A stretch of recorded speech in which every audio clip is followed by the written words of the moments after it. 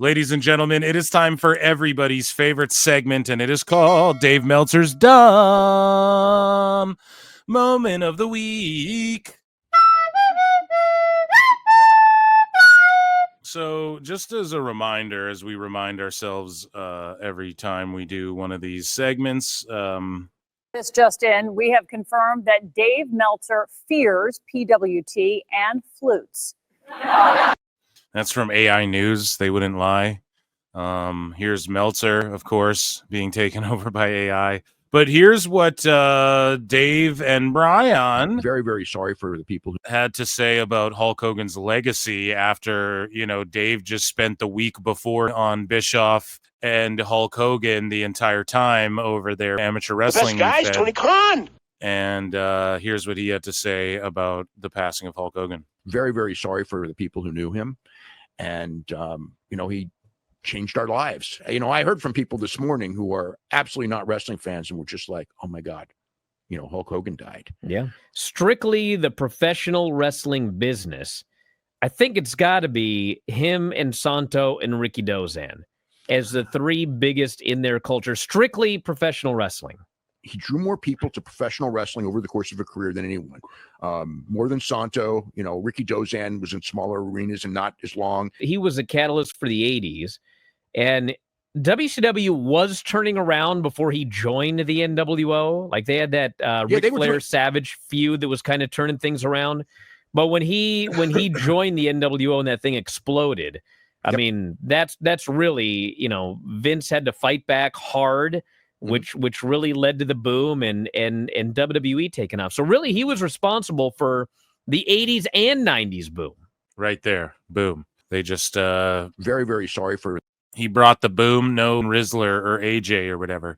So here's Bryan Alvarez. Bryan, he was on ABC talking about Hulk Hogan here, which if you saw his post about, he's like, I'll be on ABC.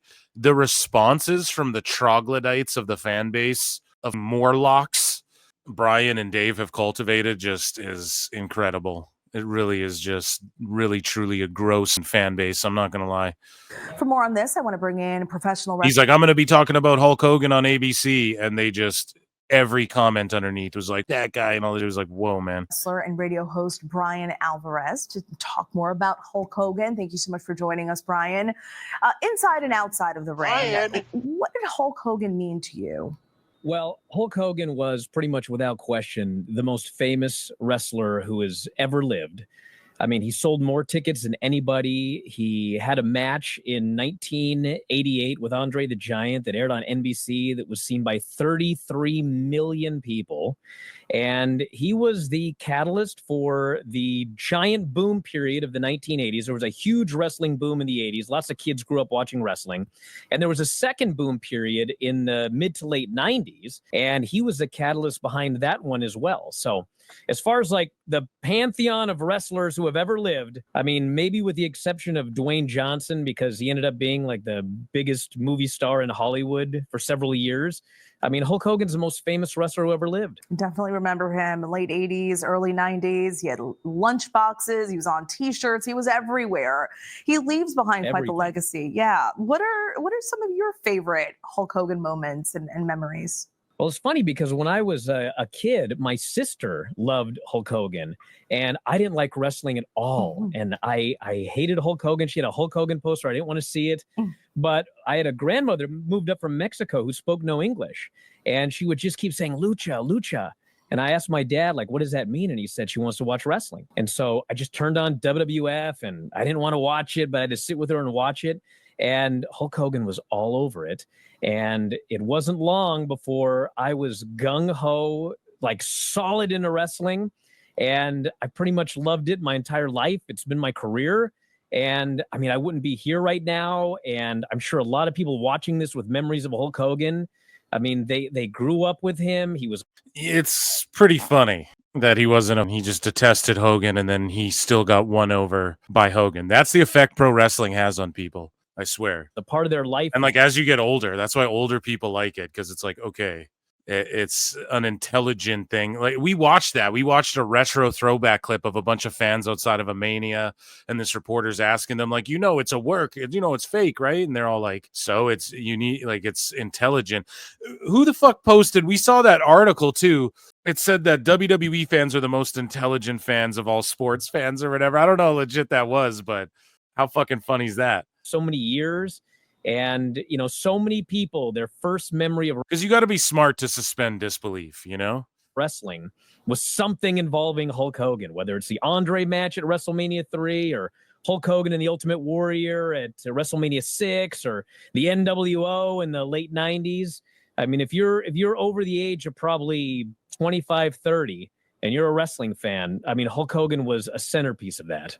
Oh, yeah, absolutely. And, Hulk Hogan was viewed as this guy with such a big ego, right? Taking creative liberties with storylines throughout his career. How is he perceived specifically within the wrestling world? And you're in the wrestling world, so how do you see him? I mean, it's been different throughout the years because obviously in the 80s, he was such a huge star that if you advertised him for a show, you were going to draw another 4,000 Alvarez in the wrestling biz just because Hogan was on the card. And so the wrestlers were paid based on how many people showed up. And so like all the wrestlers were like, they were fine with Hogan because Hogan was making everybody a lot of money. Especially me, Brian. And then in the 90s... And Dave, we're going to show his ego flexing. He's got just the worst ego, and he's like, nobody was covering wrestling. Like, he, in his mind, blew up wrestling. It wasn't the wrestlers. It was him talking about it in his newsletter. I swear that's what he thinks. You had these guaranteed contracts, and so it was a little bit different. You weren't getting paid so much if Hogan was there. And there started to get some bitterness towards Hogan because he just kept trying to stay on top, and it was time for him to step aside and let new people come up, and it didn't happen. And then obviously in more recent years, he had a lot of personal issues, and there was a very famous tape that got leaked where he made some racial slurs, and there were a lot of wrestlers because he kind of had a meeting with everybody where he was supposed to apologize.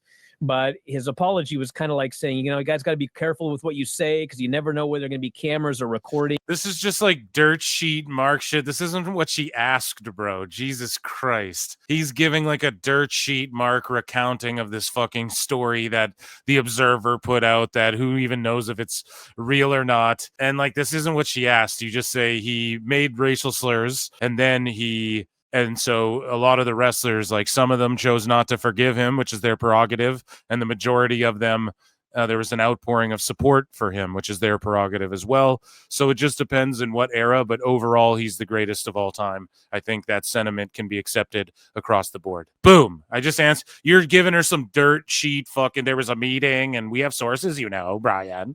I mean, Dave. And a lot of wrestlers kind of saw that as not an apology, but more like, you don't want to get caught. Why are you saying this? You don't want to get caught. Why are you saying this after you just passed? Wild, dude. Had to go this. I was like, damn, I wasn't piping in a lot. You guys noticed because I'm not going to roast Brian when he's just talking about Hulkster after the man passed. I'm not a morbid fucking monster. Okay. Now he's doing this where it's like, oh, you just had to go sicko mode on fucking ABC News Live. And so in recent years, there were a lot of wrestlers who weren't the biggest fans of Hulk Hogan. He obviously still had a lot of friends in the business, and I'm sure we'll be hearing from all of those people. But, he definitely had his demons. He had his on-screen persona, which changed the business and was, largely a positive for wrestling, although at other times a negative. And he at what times? Oh, well, they should have kept the belt on Bret Hart instead of Hogan against Yoko or whatever the fuck. Like, what are you talking about, man? Like, what did he ever do? That doesn't work for me, brother. Yeah, the finger poke of doom and all that shit was fucked up. At the end of the day, man, like they had WWE on their back fucking foot at one point, and he tried to keep himself on top, but it never like hurt the business, him being around it or anything. It's just, that's just the Markish sicko shit to say. I mean, yes, if you're like knees deep into it, that him be with the old, that doesn't work for me, brother. Like, yeah, that shit you sort of detest as a fan what could have been. But I mean, there's a reason the NWO came back to WWE as well. There was money in that. There's a reason he turned red and yellow again, because there was money in that. Like, it never hurt wrestling for him to do any of the shit he did. I don't think. Like, maybe the whole thing with Jeff Jarrett, yeah, but also like how much of that is on fucking Jarrett and Russo and yes, Jarrett just laid down and took the pin. But at the same time, that was fucked of him. You could just give Jarrett as much criticism. Like, he should have wrestled a fucking match like a professional and then did the job like the normal way. Because you look like a putz either fucking way. So why not at least like get yourself over against Hogan in that match and maybe garner some new fans before you just lay down? Like, that's shitty on his part too, just being honest. So, oh, come on, that's not very fair. I'd do a show with him, Phil Marks. I'm the mortgage guy. He had, Terry Bollea, who... Oh, that's not very fair. There were people that didn't necessarily like Terry Bollea personally because of some of the things that he had said during his life. Yeah, and you're absolutely right. Certainly had a number of different personas. But Bryan, we do appreciate your time and sharing your... See, she's like, yeah, he did have a bunch of different personas. She's like, he just spent his time talking about that bullshit. She's like, I want to talk about Hollywood Hogan and shit, dog. So whatever. Bryan was trying. So Dave Meltzer, he's just been studying the OF business. And he says, multiple women are planning to quit pro wrestling due to the amount of money they can make on OnlyFans. Or OF, sorry, fucking YouTube. Here's the thing. He is looking at one example, and now he's saying a bunch of women are looking to quit. Like, he's just adding this extra. He does this all the time. He says things like, I watch wrestling with people who don't really like wrestling and they love the lucha stuff the most. Casuals love lucha and shit like that. He just extrapolates like shit that isn't there. But one person in pro wrestling. So he goes, yeah, multiple women are planning to quit. One person in pro wrestling noted. So where do you extrapolate multiple? A path that will become more common in female wrestlers will build a fan base within pro wrestling and launch an OF. I think Dave's like fantasy mark booking here and just inventing, like no one talked to him. And if they all do it, it saturates the market as well. So Dave, it's every girl builds a bit of a platform and then does an OF ultimately. All of these fucking chicks do it these days. So, and people aren't really getting booked on the indies. And the reason Dave is going to try and focus on this is because he doesn't want to admit that Tony Khan has inflated the fucking indie rates. And I've seen with my two eyes, man, I've seen fucking DMs that wrestlers have got from indie promoters fucking chapped about TK. So he'll probably put the focus. Well, I mean, it's not like he's wrong, but this is just in every avenue. Dave just says shit like he's the first to discover people are going to use wrestling to then go into OF. Okay, Dave, wait for 6 months or a year. Okay. And then she'll know her real figures. And then you can figure out if you'd rather just do that than wrestle. But for now, relax. Stop giving. I know you want all these girls. I know you like talking shit about them, Dave, and shitting on women's wrestling, but you want them to all go have OFs. You're subscribed to all of them. I have to. It's for journalism purposes, Bryan. Cora Jade reportedly told people within pro wrestling that she made more money on OF than any female wrestler made in the last month. Yeah, no shit. So did Mandy Rose. Who gives a fuck? They all didn't jump at it then. You're just like trying to encourage people to do some shit, Dave. I'm sussing you out, dog. So the Observer says WWE and Travis Scott have had a full falling out. This is why it is open season for WWE talents to knock the rapper. Who is knocking him? Who's knocked him? Other than heels who knock everyone anyways, or people who just say what they want in their promos anyways. I don't know if there's a full falling out, but Travis Scott's one of these guys that like won't show up to court dates and shit. So I highly doubt like he'll be on parole, then he's like spotted on a private plane in another fucking country with a Kardashian or whatever. So he doesn't give a shit, and he just wants to come out whenever he's willing to show up and do whatever he wants. So you either got to work with it that way or just not have him involved. So Dave had this to say, the Observer newsletter said Scott was also originally planned to be the celebrity guest character in 2K25's first DLC pack. Yes, which it's funny that, again, we talked about this on PWT like a month ago, and Dave is just catching on now, but was eventually replaced by El Grande Americano. Travis Scott was scheduled to be, the celebrity surprise that was to be revealed this month in the DLC, downloadable content. Yeah, Dave, you don't have to say he was to be part of the DLC downloadable content. Just say the DLC or the downloadable content. What you're saying is downloadable content. So Scott and WWE had a full falling out, the nature of which hasn't gotten out yet, but it's why it's open season to knock him. The decision was made for El Grande to take his spot. Plus, Aleister Black has been the person to replace Scott as far as the WrestleMania pack, even though Black was not at WrestleMania. Yeah, so they just added Black last minute to the game. Dave, it's not always about like who was there and shit, but that is a point. But they just stuffed that in because they fucked up with the celebrity replacement. That's all it is. And they have Aleister Black's taunts and moves, and his scan is still, they have it.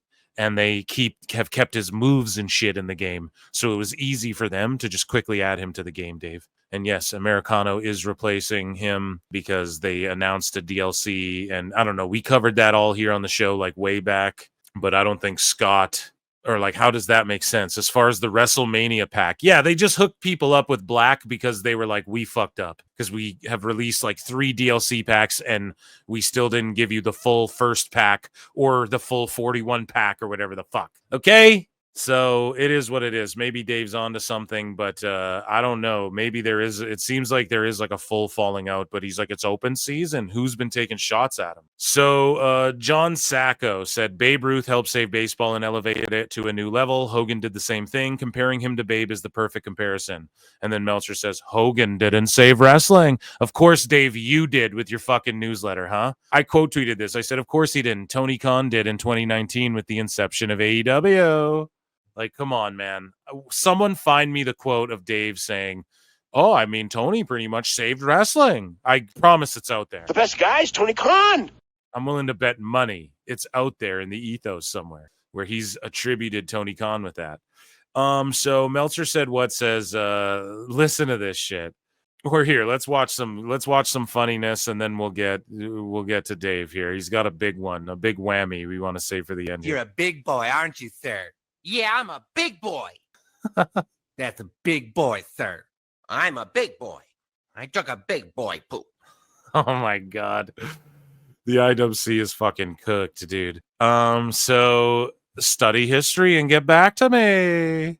So again, Meltzer always hitting people with the learn, baby, learn, Meltzer Inferno. Learn, baby, learn, Meltzer Inferno. So Jake Sneed says, no, he didn't save it. He paved the way for what it is now. Without Hulk Hogan, there would be no mainstream wrestling. And Dave says, please leave the history for those who actually studied it. Now, Dave is saying this diminishing Hulk. Meanwhile, listen to the praise and the fucking nut gargling he does of himself. And I swear Dave believes that he saved pro wrestling. I put out a tweet saying, Dave Meltzer, without Hulk Hogan, Dave Meltzer's the crazy guy outside of fucking Circle K you give some change to and you buy a coffee for and throw some change at on your way outside the fucking Circle K. That's what Dave Meltzer would be if it wasn't for this. He's about to blow himself. This is a guy who calls Cuervo.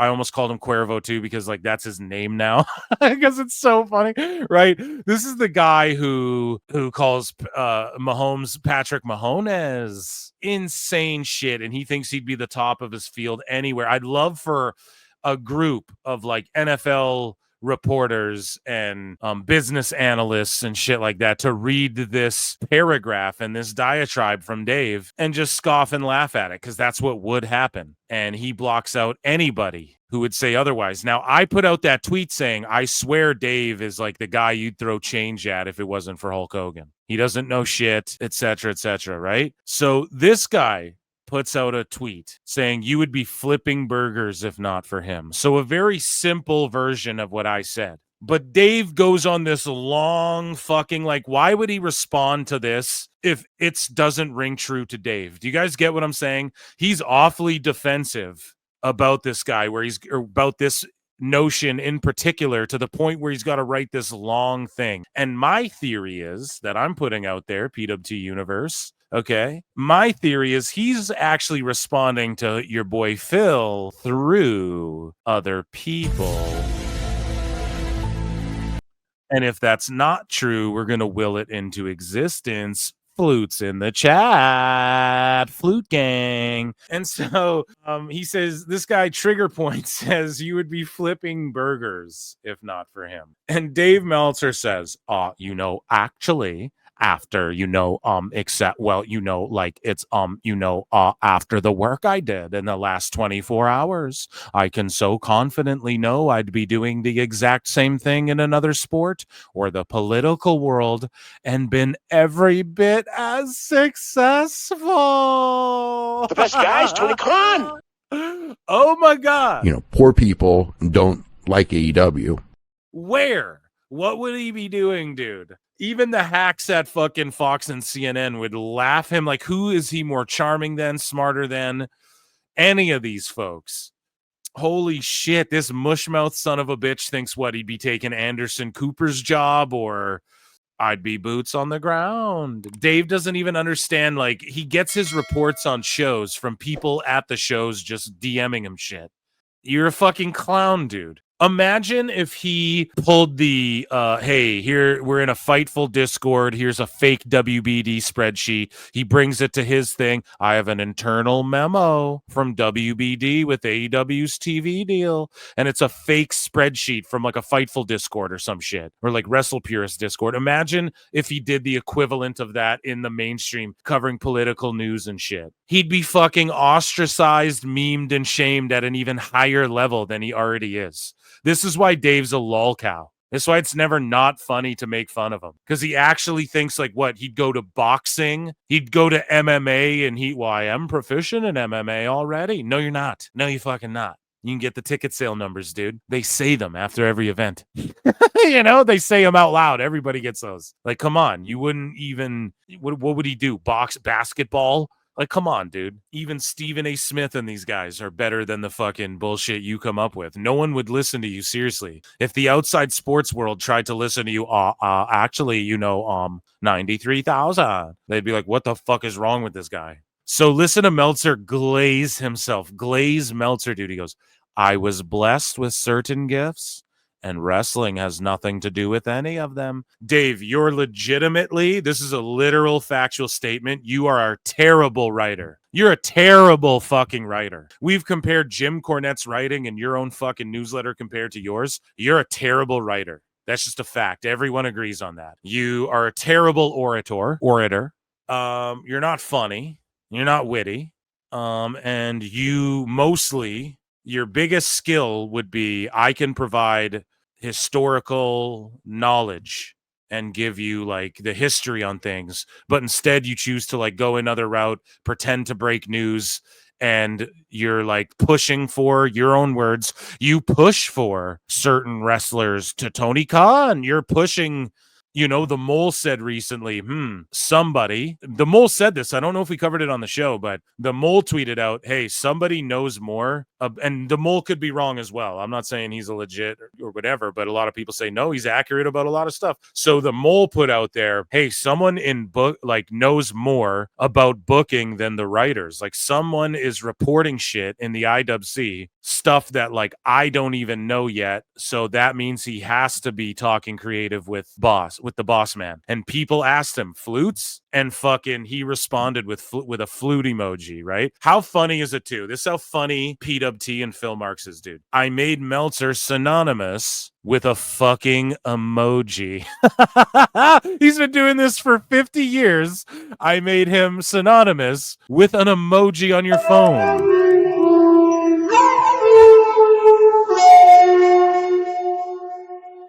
He confirmed that. So it's like, okay, we know Dave is like texting and blah, blah, blah. But if he knows like some of Tony's ideas, even before some of the writers and shit in the room, let's say Mole is legit someone then that's crazy. That's madness. Now, a lot of us have already assumed that anyways. And that's why he's so invested in AEW. Like Tony Khan sank billions into Dave Meltzer's idea of what wrestling is. That's why he's so invested. He doesn't have to own 3%. Or 30%, he's just shilling for it, because think about how hard some people would mark out if like some of these podcasters out there, even me, if like a company came to you and just would do all of your bidding for you. And then all you have to do is just glaze them. Like so many would jump at the opportunity, and if Dave has a hand in like, I think this would be an idea that's really good. And then Tony like listens to that seriously over like real people in the business, then that's fucking crazy. And that just confirms everything we thought. So anyways, though, Dave, you call people their wrong names all the time. Patrick Mahonez, you get laughed out of the building. The gifts you're blessed with, you're not good at the things you do. You write about wrestling and you're not a good writer. You talk about wrestling and you're a mushmouth magoo. So I really don't know what you think you're so good at. I was blessed with certain gifts. I've had this too from dirt sheet writers. I'm the best in the world at doing this, at what I do. It's just these sheet writers have the most out of whack egos of any group of people I've come across. Truthfully, man. But anyways, Dave goes on to say, this wrestling journalism thing didn't exist in the manner I do it before me. Put some respect on my name. Bird gang. Bird gang in this bitch. Bryan, put some respect on it. He's like, I started this gangsta shit, and this the motherfucking thanks I get, Bryan? He's like, this shit didn't exist in the manner I do it before me. Here's the thing, though, Dave. In what way? You're right. The newsletter, recounting the matches, rating them, etc., etc., etc. This new wave didn't exist before me. No, it definitely did. But I just take the ball and run with it. You know what I'm saying? Maybe not in this form that I do it, but I think we're part of this new wave, right? But Dave is, I think, behind the fucking times, but he is right. He did son, he did grandfather a lot of these people, for sure, 100%. So he's not wrong about that, but I think he thinks that he had more to do with wrestling getting popular than Hulk Hogan even. Or maybe I'm just adding that because I don't like Dave, but either way, I digress.